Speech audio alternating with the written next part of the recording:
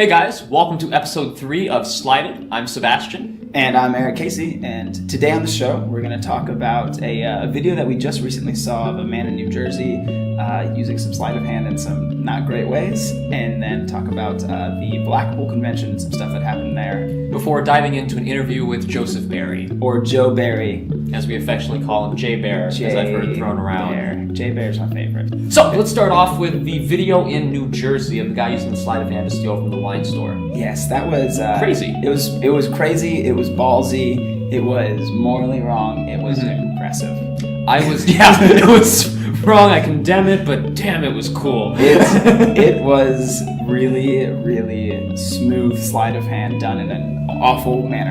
Not awful manner, he did a good job. But don't do that. We're definitely not condoning what he did, but that's kind of why every 13, 14-year-old kid gets into magic, is because they want to be able to do the watch steals and, make money appear.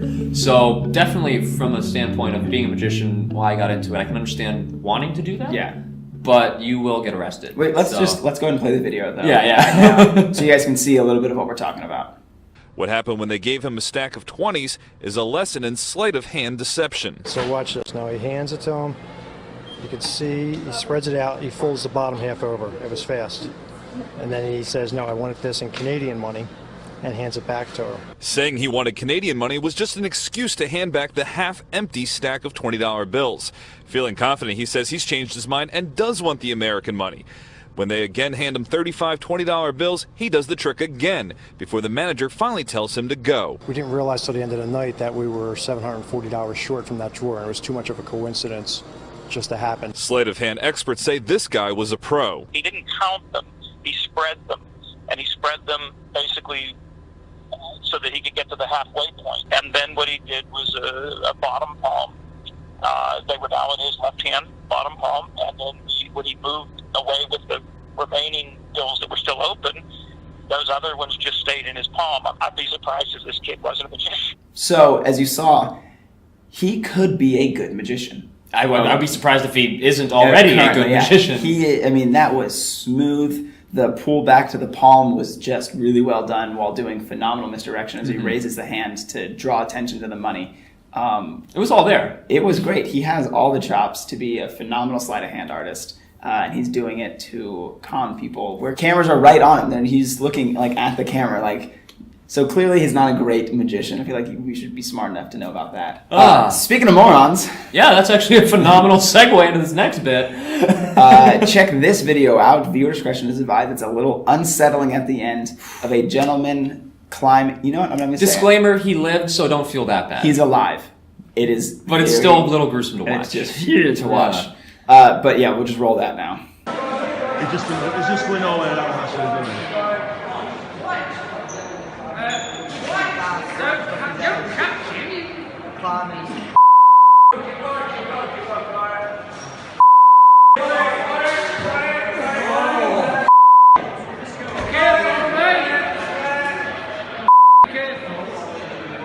He's doing a lecture on there. He's doing a lecture.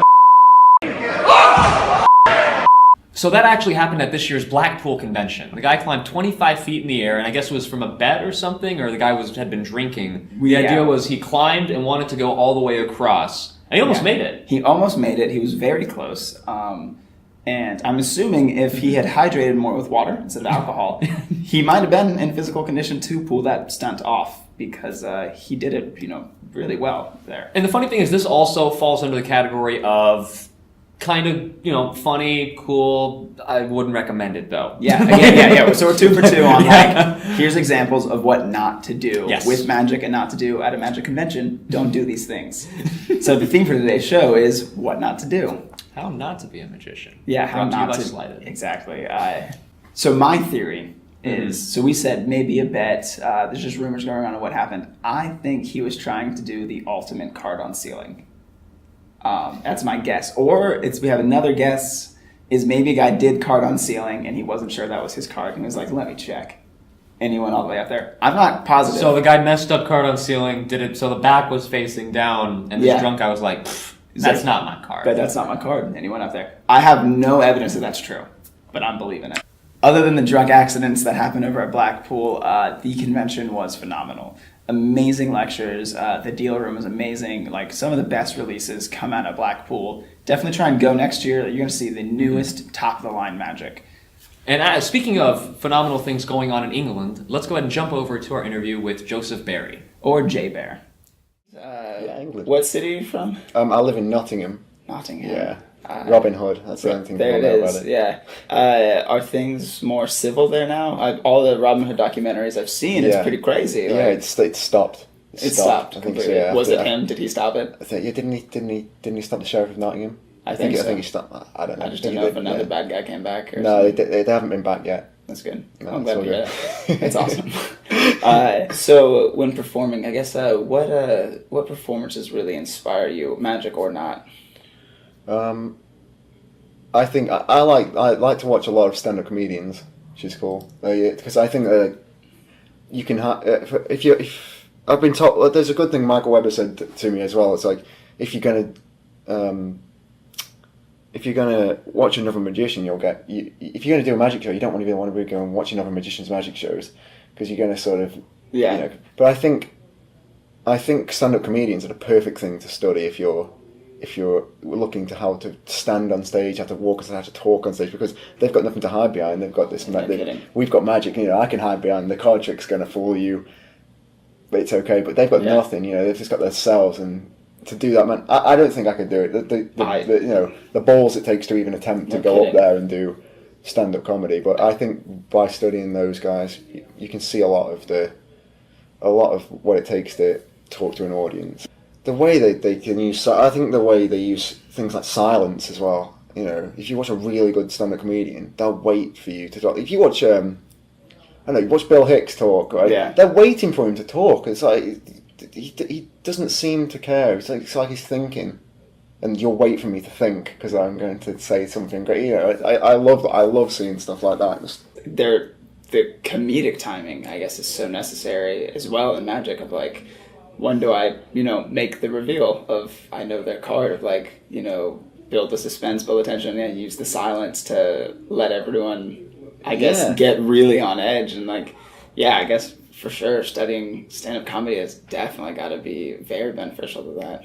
We did this is why I mentioned Michael, because we did an interview for a magazine that we put out, and Michael did an interview.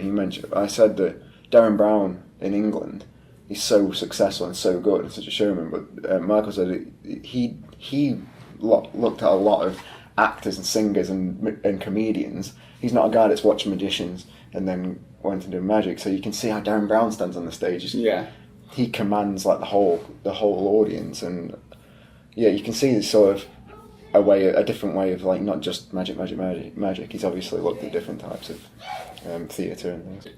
I tell you who is great at storytelling, and who I think magicians can learn from, the way he sits and the way Norm Macdonald. Have you ever seen Norm Macdonald on the Saturday Night Live, like the old Saturday Night Live? Yeah. Watch him do like Letterman's show and things, and how it looks like he does not care like what he says. He's sort of laughing at his own joke, and how much he'll tell the worst joke ever, and it'll last like 5 minutes, and he'll do it on like David Letterman, like the biggest, the biggest talk, and he'll do it and just tell the punchline and just sit back and laugh to himself. And I just love it. I just love the sort of complete sort of.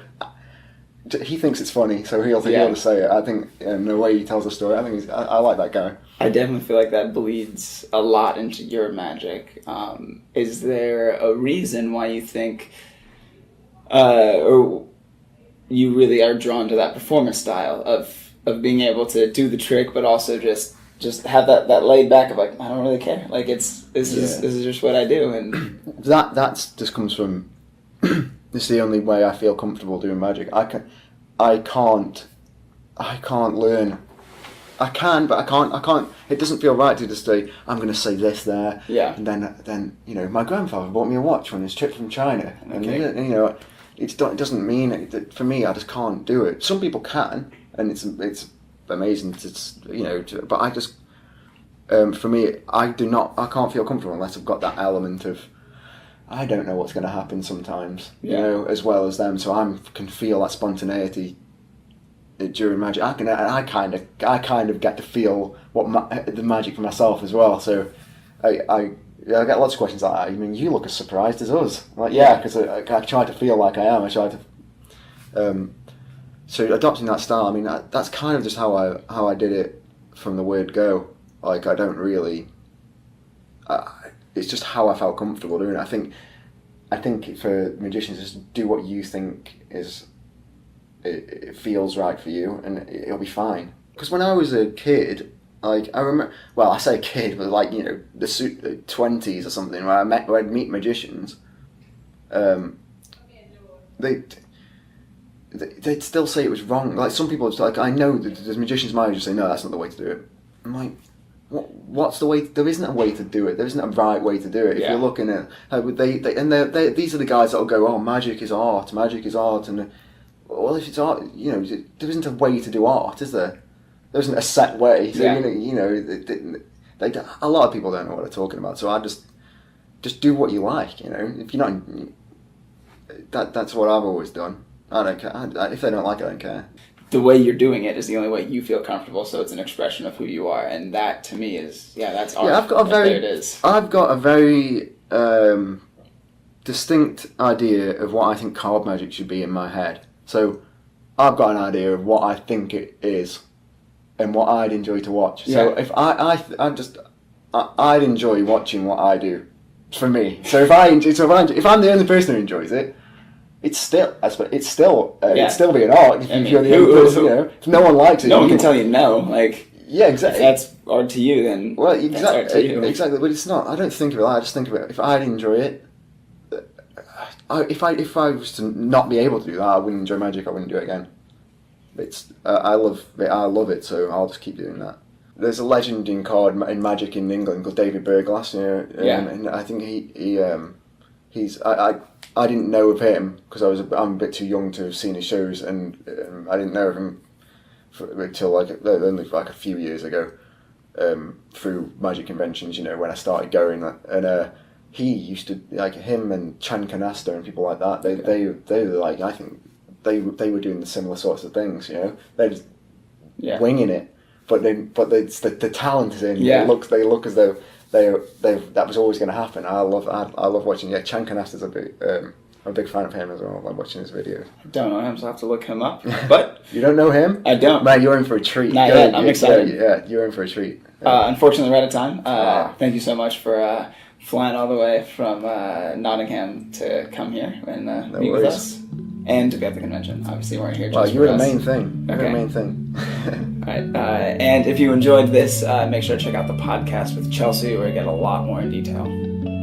Thanks for joining us on episode 3. We hope you guys enjoyed the interview with Jay Bear. Make sure you stay tuned next month for our deck reviews, several different articles, and our next interview. And we're going to have a book review as well with Ryan Schlutz, as always. And thank you guys so much for the support on Indiegogo. We're going to be sending out those shirts and sweaters and stickers and all that in the next couple weeks. We're excited if you guys get your hands on them. And we'll see you next month.